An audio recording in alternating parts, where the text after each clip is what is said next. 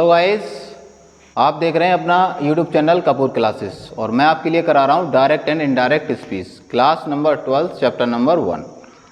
Last videos में मैंने direct indirect का बेसिक रूल्स के बारे में डिस्कस किया है, आप उसको केयरफुल वॉच करेंगे।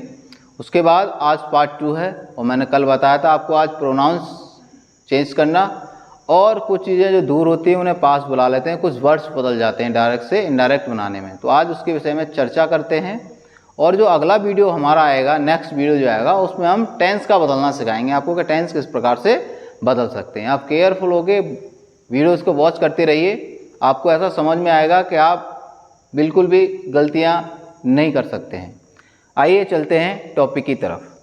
अब सबसे पहले जब डायरेक्ट इनडायरेक्ट स्पीच का पार्ट नंबर 2 है ये, और हमें कराना है चेंज इनटू प्रोनाउन।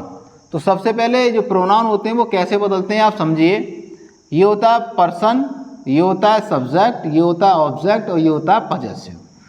तो मैंने डायरेक्ट इनडायरेक्ट को बहुत ही इजी प्रकार से बताने की कोशिश की है। फर्स्ट पर्सन होता है आई और वी, कह सकते हैं मैं और हम, फर्स्ट पर्सन होता है। ऑब्जेक्ट को ऐसे समझिए, जब हम पैसे पढ़ते थे तो हम आई को बाई लगाकर मी करते थे, ठीक है ना, और वी को कर देते थे अस। तो ये अपने की स्पेलिंग है इनकी, ताकि आप आसानी से इसको कर पाएँ। ऑब्जेक्ट चेंज करते थे, यू का यू ही रहता है, ही को हिम हो जाता है, सी को हर हो जाता है, इट का इट ही रहता है, दे का देम हो जाता है। अब बात करते हैं पजेसिव अपने शब्द की स्पेलिंग। देखिए, आई के साथ अपने की स्पेलिंग आती है माई, और मी के साथ अपने की स्पेलिंग आएगी माइन। वी के साथ अपने की स्पेलिंग आती है अवर, और अस के साथ अपने की स्पेलिंग आएगी अवर्स। यू के साथ आती है योर, और यो के साथ योर्स भी रहेगी पजेसिव केस में जाके। ही के साथ अपने की स्पेलिंग आती है हिज, और हिम के साथ भी हिज ही रहेगा। सी के साथ आता है हर अपने की स्पेलिंग, और पजेसिव में जाके हर भी हो जाएगा। इट्स के साथ इट्स रहेगा। दे के साथ अपने की स्पेलिंग आती है देयर, और देम के साथ आती है देयर्स। तो इस प्रकार से आप इसको अच्छे से याद कर सकते हैं। एक और इसका जो फॉर्मूला है वो ये कहता है, शॉर्ट ट्रिक है ये, कि SON कह सकते हैं कि फर्स्ट पर्सन के प्रोनाउन, जो फर्स्ट पर्सन के प्रोनाउन होते हैं वो RB के सब्जेक्ट से बदलते हैं। S फॉर क्या होता है, ये होता है S फॉर होता है तुम्हारा सब्जेक्ट। क्या होता है, सब्जेक्ट। और O फॉर होता है ऑब्जेक्ट, O फॉर होता है ऑब्जेक्ट। तो आप इसको ऐसे समझ सकते हैं। और N फॉर होता है नो चेंज। क्या होता है, नो चेंज। तो आप इसको ऐसे याद कर सकते हैं कि RB के फर्स्ट पर्सन के प्रोनाउन हैं वो RB के सब्जेक्ट से बदलेंगे। उसके बाद सेकंड पर्सन के प्रोनाउन RB के ऑब्जेक्ट से बदलेंगे, और थर्ड पर्सन के नो चेंज। देखिए, ये होता है थर्ड पर्सन, तो ये नो चेंज रहेंगे ये वाले। उसके बाद सेकंड पर्सन ये है, ये ऑब्जेक्ट से बदलेंगे इसको, और फर्स्ट पर्सन का है ये तुम्हारे बदलेंगे सब्जेक्ट से, ठीक है। तो इस प्रकार से आप इसको अच्छे से याद कर सकते हो। अब बात करें कि जब RS में कुछ निम्न शब्द आए तो इनडायरेक्ट करते समय वो शब्द बदल जाते हैं। वो शब्द क्या क्या होते हैं, देखिए, सबसे पहले होता है दिस को कर देते हैं दैट। दीज होता है तो दोज हो जाता है। दस होता है तो शो हो जाता है। टू नाइट होता है तो दैट नाइट हो जाता है। कम होता है तो गो हो जाता है। ना होता है तो देन हो जाता है। एगो होता है तो बिफोर हो जाता है। जस्ट होता है तो देन हो जाता है। नाउ का और जस्ट का सेम रहता है, ठीक है। इसको आप ऐसे याद कर सकते हैं। टुडे को दैट डे हो जाता है। टुमारो को द नेक्स्ट डे हो सकता है। इसको आप द फॉलोइंग डे भी लिख सकते हैं। यस्टरडे को द प्रीवियस डे या द डे बिफोर भी लिख सकते हैं। लास्ट नाइट वीक या ईयर आए, कह सकते हैं लास्ट नाइट या फिर लास्ट वीक या लास्ट ईयर आए, तो आप कर सकते हैं the previous night, the previous week, the previous year. इसको ऐसे याद कर सकते हैं। नेक्स्ट वीक मंथ या ईयर आए तो the following week, the following months, the following years, ऐसे इसको याद कर सकते हैं। यस्टरडे मॉर्निंग आ जाता है तो आपको करना है द प्रीवियस मॉर्निंग, या फिर इसको कर सकते हैं द मॉर्निंग बिफोर। इस प्रकार से आप इस टेबल को अच्छे से वॉच करके नोट डाउन करके याद कर सकते हैं। इसको आपको लर्न करना बहुत ज़्यादा इंपॉर्टेंट है। आप इसको लर्न नहीं करेंगे तो आप समझ लीजिए कुछ वर्ड्स आपसे रह जाएंगे और गलतियां आप आसानी से कर पाएंगे। आपको गलतियों को सुधारने के लिए टेबल्स दोनों कंप्लीटली याद करनी है। उसके बाद अब एग्जाम्पल बनाते हैं। अब देखिए एग्जाम्पल बनाते हैं। Gita will say Ram is reading this book now.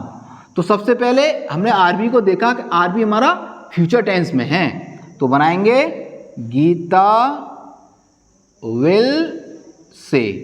To नहीं है तो चेंज नहीं करेंगे, कॉमा हटाएंगे तो दैट लगाएंगे।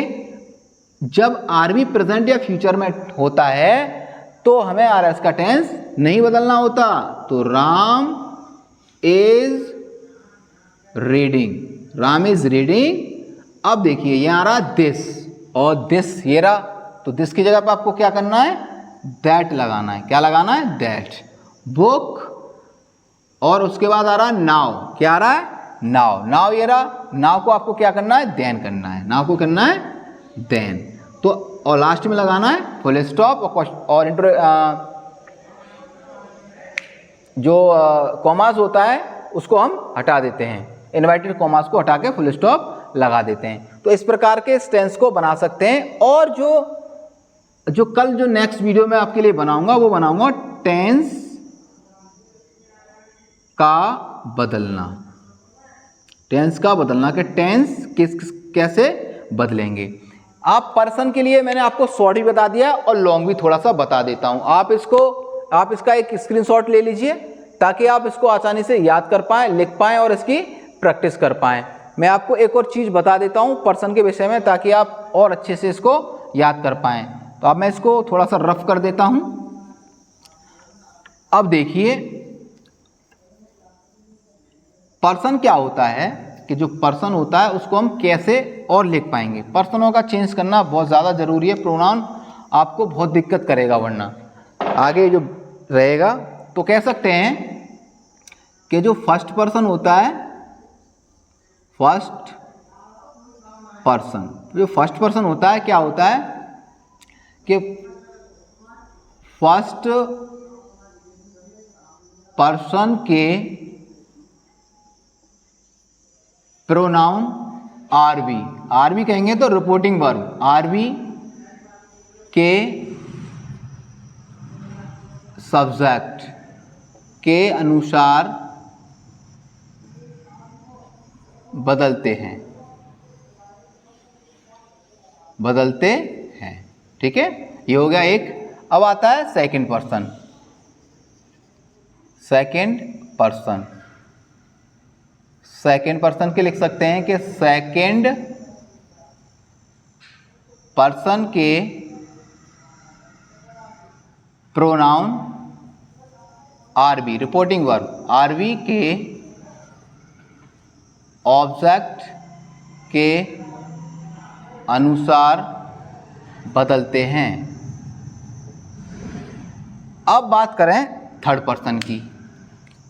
तो थर्ड पर्सन जो होता है, थर्ड पर्सन कह सकते हैं कि थर्ड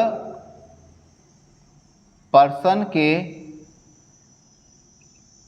प्रोनाउन नहीं बदलते हैं। थर्ड पर्सन के प्रोनाउन नहीं बदलते हैं तथा सभी नाम, तथा सभी नाम थर्ड पर्सन कहलाते हैं या थर्ड पर्सन होते हैं। जितने भी नाम होते हैं सब थर्ड पर्सन होते हैं और वो नहीं बदलते हैं। तो आप इसको ऐसे भी याद कर सकते हैं और ऐसे भी शॉर्ट में इसको आप याद रख सकते हैं। SON 1 2 3। S फॉर होता है फर्स्ट पर्सन, O फॉर होता है ऑब्जेक्ट, ऑब्जेक्ट से बदलेंगे थर्ड पर्सन के, नो चेंज। तो इस प्रकार से आप इसको कर सकते हैं। आशा करता हूँ चैप्टर और वीडियो दोनों ही आपको बहुत अच्छी लगेंगी। जब चीज़ें अच्छी लगें तो चीज़ों को अपने मित्रों के साथ शेयर करना चाहिए, साझा करना चाहिए, ताकि जो जानकारी हमें है हमारे मित्रों को भी हो सके। तो आप ज़्यादा से ज़्यादा वीडियोस को शेयर करें, लाइक करें एंड कमेंट करें। अगर आप हमारे चैनल पर नए हैं तो चैनल को सब्सक्राइब करें और बेल आइकन प्रेस करें ताकि आने वाले वीडियोस का नोटिफिकेशन आप तक पहुंच सके। Thank you for watching.